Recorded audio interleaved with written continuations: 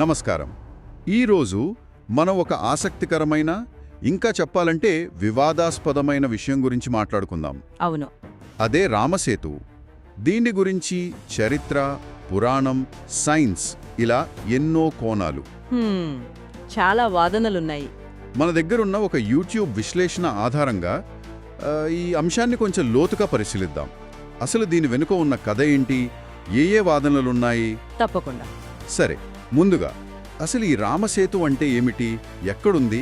ఇది భారతదేశంలో తమిళనాడు తీరంలో ఉంది కదా, రామేశ్వరం దగ్గర ధనుష్కోటి. అవును, ధనుష్కోటి. అక్కడ నుంచి శ్రీలంకలోని మన్నార్ దేవి వరకు సముద్రంలో ఉన్న ఒక సున్నపురాతి దిబ్బల గొలుసనమాట. అంటే నీటి కింద ఒక వంతెన లాంటి నిర్మాణమా? చెప్పాలంటే అలాగే. సహజంగా ఏర్పడిందా లేక కట్టారా అన్నదే అసలు ప్రశ్న. మరి పురాణాల ప్రకారం?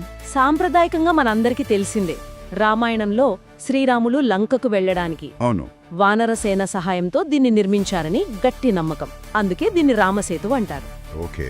ఇంకో విషయం ఏంటంటే, బ్రిటిష్ వాళ్ళు దీనికి ఆడమ్స్ బ్రిడ్జ్ అని పేరు పెట్టారు. ఆడమ్స్ బ్రిడ్జ్ అదెందుకు? వాళ్ల నమ్మకం ప్రకారం బైబుల్లో ఆదాము స్వర్గం నుంచి బహిష్కరించబడ్డాక ఈ దారి గుండానే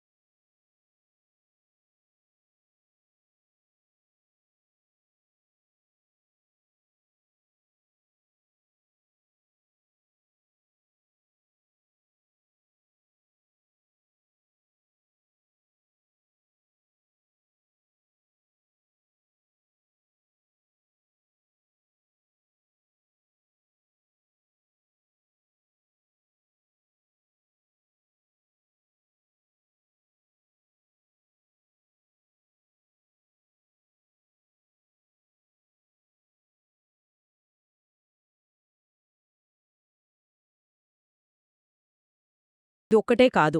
ఇంకా ఏమున్నాయి? ఆ విశ్లేషణలో పర్యావరణం, థోరియం గురించి కూడా చెప్పారు. కరెక్ట్. అది చాలా కీలకమైన అంశం. ఈ ప్రాజెక్టు వల్ల అక్కడి పర్యావరణానికి, సముద్ర జీవ వైవిధ్యానికి తీవ్ర నష్టం వాటిల్లుతుందని పర్యావరణవేత్తలు హెచ్చరించారు. అంతేకాకుండా ఆ ప్రాంతంలోని ఇసుకలో మోనోజైట్ అనే ఖనిజం ఉంది. మోనోజైట్? అవును. దానిలో థోరియం అనే మూలకం అధికంగా ఉంటుంది. ఇది అణు ఇంధనానికి భవిష్యత్తులో చాలా కీలకం.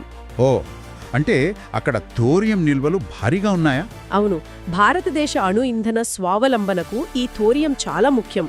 ఈ కాలువ తవ్వకం వల్ల ఆ విలువైన నిలువలకు నష్టం జరుగుతుందని కూడా ఒక బలమైన వాదన ఉంది. అంటే మత విశ్వాసాలు, పర్యావరణం, వ్యూహాత్మక వనరులు ఇన్ని అంశాలు ముడిపడి ఉన్నాయన్నమాట. అవును, అందుకే ఆ ప్రాజెక్టు ప్రస్తుతానికి ఆగిపోయింది. చాలా సంక్లిష్టమైన విషయం ఇది. నిజమే. మొత్తానికి రామసేతు అనేది కేవలం రాళ్ల వంతెనే కాదు, అదొక పెద్ద మిస్టరీ. విశ్వాసం, చరిత్ర, సైన్స్, రాజకీయాలు, ఆర్థిక శాస్త్రం అన్నీ కలగలిసి ఉన్నాయి. ఖచ్చితంగా ఆ విశ్లేషణ చెప్పినట్టు దీనికొకటే సమాధానం లేదు, అనేక పొరలున్నాయి. మరి దీని మొత్తం సారాంశమేంటి? మనం ఏమర్థం చేసుకోవాలి? ప్రస్తుతానికి మన దగ్గరున్న సమాధానాల కన్నా ప్రశ్నలే ఎక్కువ. ప్రతి సిద్ధాంతానికి, ప్రతి వాదనకు దాని విలువ ఉంది. అవును. ఇది సులభంగా తేల్చే విషయం కాదు. ఈ చర్చ తర్వాత నాకు ఆలోచన వస్తోంది. ఈ విశ్వాసానికి, ఈ శాస్త్రీయ ఆధారాలకు మధ్య ఎప్పుడూ ఒక సంఘర్షణ నడుస్తూనే ఉంటుంది గదా?